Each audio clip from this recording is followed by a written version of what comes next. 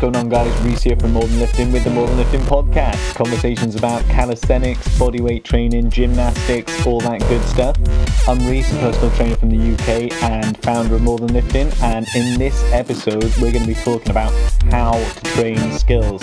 Alright, we spoke about what skills actually were in the last episode, and we did cover a little bit. Gave you a few ideas on training them, but in this episode we're going to cover 10 different ways you can train your skills, or for your skills. We're not going to mess about because I'm in a bit of a rush to get to Gymnastico, so we're going to dive straight in. We got 10. Number 1, we've spoken about it before. It's drop sets of progression exercises.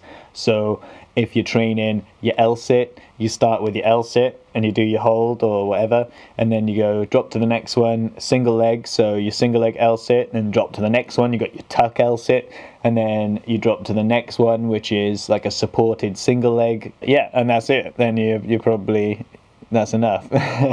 With your front lever or a back lever, for example, you got like your full front lever, your straddle, then you go to your single leg, then you go to your advanced tuck, your tuck, voila. And yeah, so that's the first one. Number 1, drop set progression exercises. Okay, so awesome. We're gonna blitz through these, by the way, guys, I can already tell. So number 2 then is holding to the death. All right, which is literally great for finishers, but not really good to do if it's right at the start of your workout, because you will fatigue loads of stuff. If you plan on doing loads of training on your back lever in this session, don't hold to the death on your first back lever, because yeah, you're going to struggle to do another one after that. So great for finishers, holding to the death.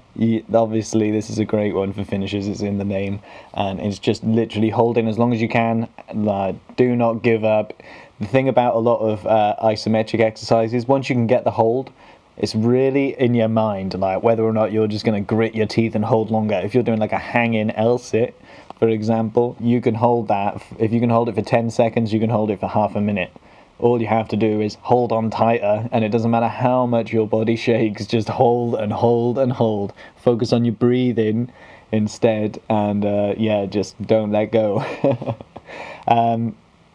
Yeah, so holding to the death is really good, and it doesn't need to be the most advanced skill that you're doing either. You can do a lower level skill later on at the end of your workout and just do it before you finish. So when I first started doing bodyweight training, we used to go out down the trees, and there's a few pictures of down the trees on Instagram. They got taken down, sadly, but it was a great training spot. When I used to go up there with my mates, we used to do this with like one-arm L sits and stuff like that right at the end of the session. After like you would end up just chilling there for ages, because it was just a really nice place. Like in the summer, you'd be there for like you'd end up being there for like 2 hours, not training hardcore for 2 hours or anything like that, but just, you know, chill out, like hang out, catch up with your mates, like people you don't see all week because everyone's working, you'll get your life, you know what I mean, everyone's busy. So that was pretty cool, actually, just being able to go down there and do that.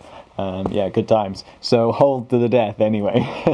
Number 3 then. So number 3 is iso sets, so isometric sets, and this is basically, I mean, it's just doing your holds for your sets. So if you're trying to improve your front lever or your back lever or your human flag or whatever, instead of just if you're trying to do whatever skill you're trying to do, whatever isometric hold you're going to do, you're going to do like 3 sets of, or like 5 sets of 5-second holds, or 3 sets of 10-second holds, or something like that, where you have a time, you have a level of skill, a level of on the progression that is tough for that time, but something that you can do. You don't want to be struggling to do 3 seconds when you're aiming for a 10-second hold. You know, you want to be able to do a 10-second hold for you to be able to do this. And all you need to do, if you can't do it on the one you want, is just drop to the next one down in the progression formula and do it with that one instead. So it's not like you can't do it just because that straddle lever's too hard. Just do a single leg one instead and do 5-second holds, 5 sets of each, you know what I mean, or 5 sets of each leg.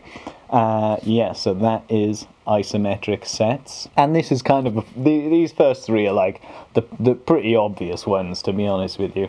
These are ones we've spoken about in other episodes of the podcast, so you're probably kind of familiar with these.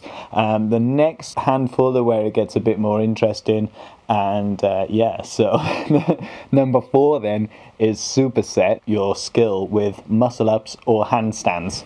And this is quite advanced because you either need to be able to do your muscle ups or your handstand, and the reason it's one or the other is because they're totally different.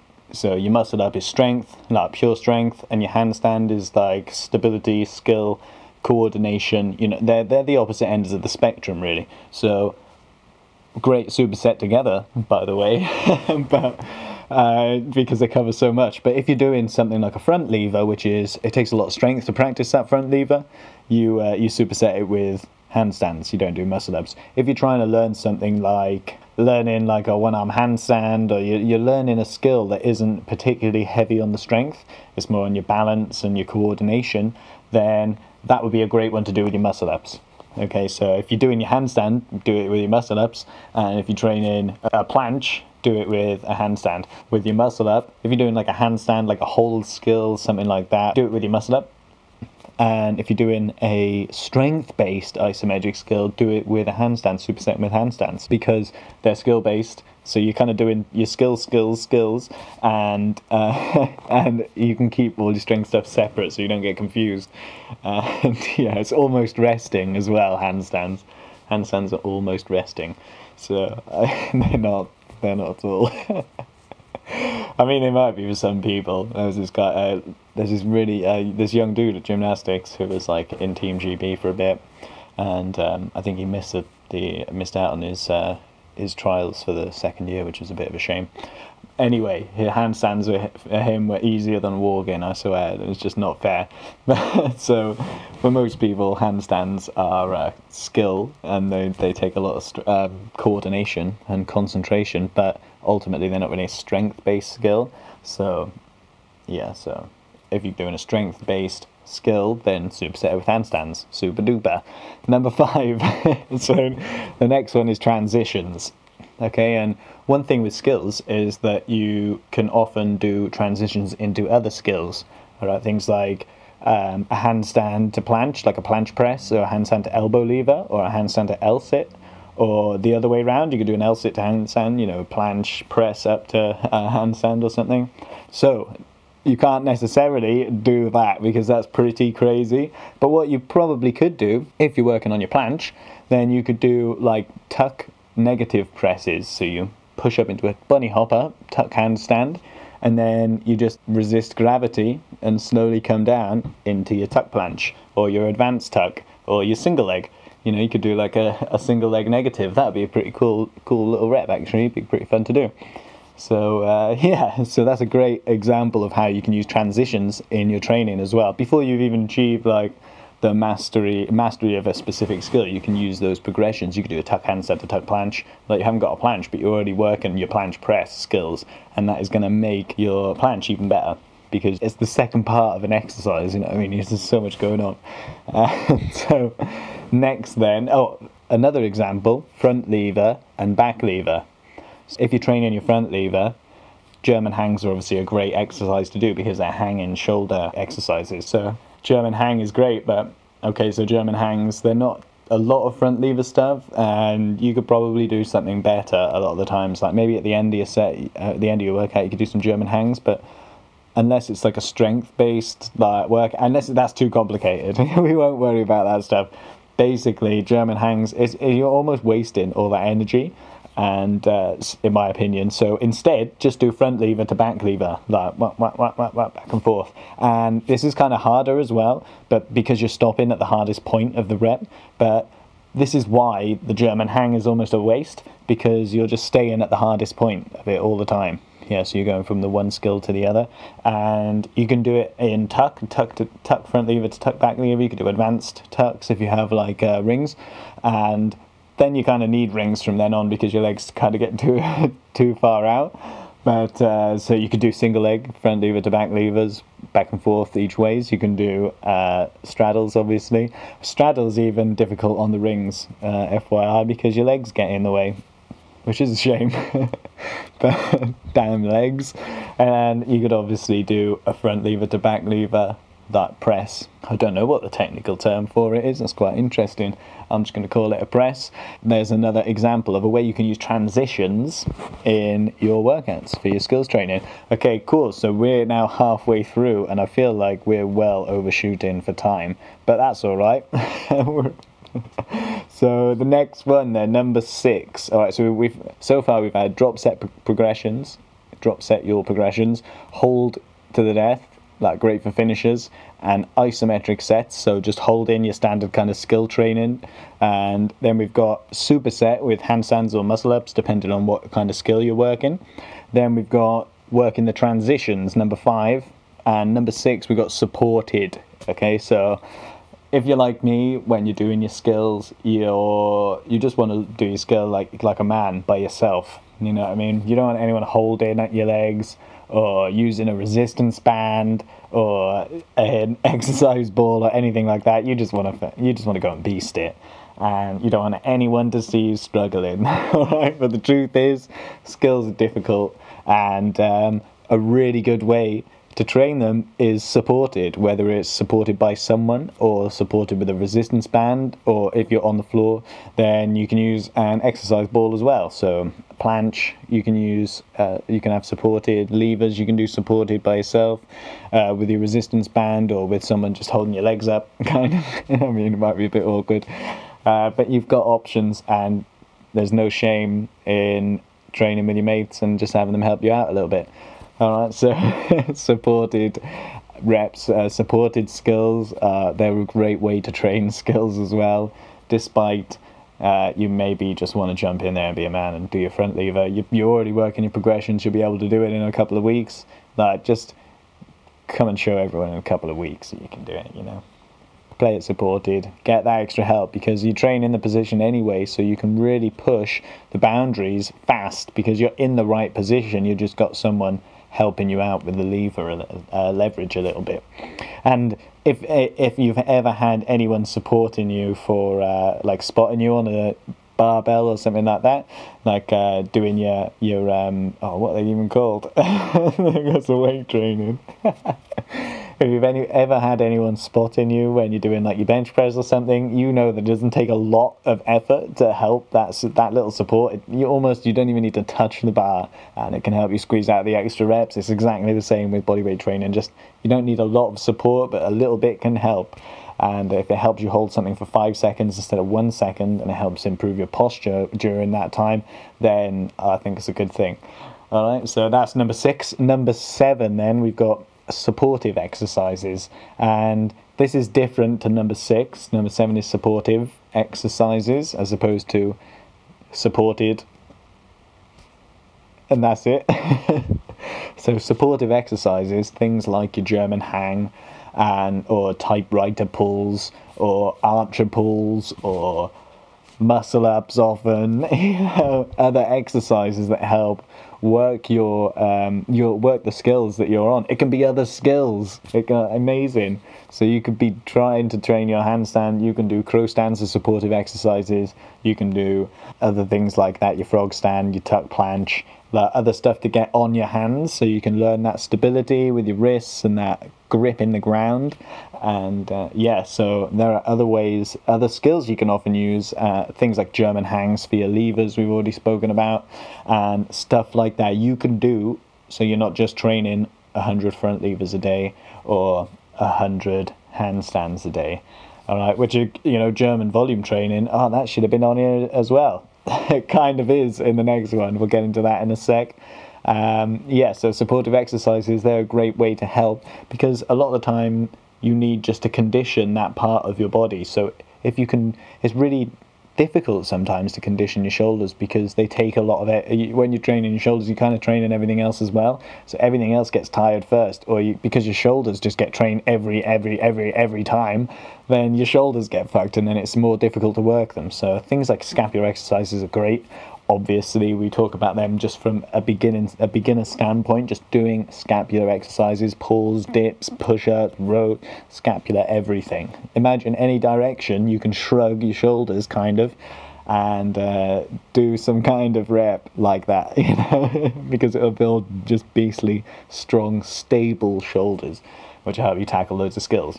So that's supportive exercises. Number 8 is called is a really good one actually. It's called greasing the groove, or grease the groove. So the next one is greasing the groove, and grease the groove. This is literally just doing it as often as possible. So you wake up in the morning, you do a planche. You go to work, you do a planche. Every time you go to the toilet, you do a planche. Every time you're about to go and eat something, you do a planche. Before you have any meal, before you have any bit of food, do a planche or a handstand, or whatever the goal is, whatever it is you're trying to do. And this is depending on what kind of skill you're trying to do and what your situation is. It can be easier said than done. But if you're working in an office, it might be a bit awkward to try and do your highest level planche progression every couple of hours or hour or two in your suit without damaging something, or or just, you know, it's just a bit awkward, isn't it? Imagine that. So I can understand that you might be a bit hesitant to do this grease the groove method, but it is just so effective, and it doesn't need to be like every hour. It can just be trying to do it plenty, just as much as you can and as fresh as you can. So when you do grease the groove, it's important to be fresh, because the idea is to train your neuromuscular system, which is the connection between your nerves and your muscles, that control, that manipulation of your body. So what you need to do when you're doing this is be as fresh as possible every time. You don't want to completely you don't want to do a number 2 and hold to the death every time you do your planche or your handstand when you're doing your grease the groove training. Okay, so just a little note there, but greasing the groove is really effective. If you're really close to a skill, you're right on the edge, but you can't quite get there, then doing this is a great method. It'll take you like a week or 2 weeks or something. You just do it every possible time you can when you get home.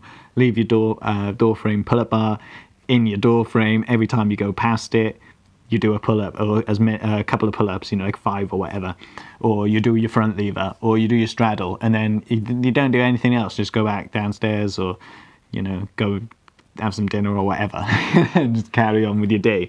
And then next time you come back, what you're going to do, you're going to front lever again, aren't you? Of course you are. So that is the grease the groove method. It's really effective, like I said, and it is a great way to really master a skill. And when you've just learned it as well, like, carry on with that grease the groove, because it's going to improve your technique, your posture, like everything.